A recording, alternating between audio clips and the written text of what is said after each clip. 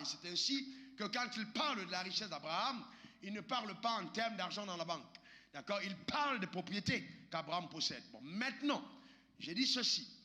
Il faut comprendre qu'au temps d'Abraham, d'accord, le diamant n'était pas considéré par ceux d'Abraham comme une richesse.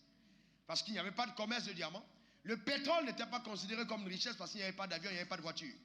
Donc c'est quand la technologie a évolué que les gens se sont rendus compte que le pétrole, justement, était une grande richesse. Imaginez quelqu'un qui est dans sa cour et puis qui trouve une nappe noire qui est en train de couler. Il peut même changer de propriété parce qu'il va avoir l'impression que cette terre n'est pas bonne.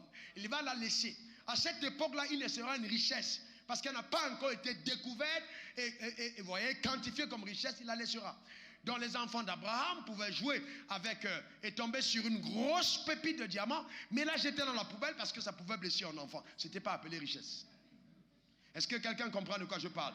Maintenant les choses ont évolué, d'accord? Et il est arrivé donc maintenant que certains d'entre vous pouvaient avoir dans votre maison, à l'heure où je parle, dans une plantation, des herbes que vous taillez tout le temps, mais qui est en fait le médicament du sida qui n'a pas encore été découvert.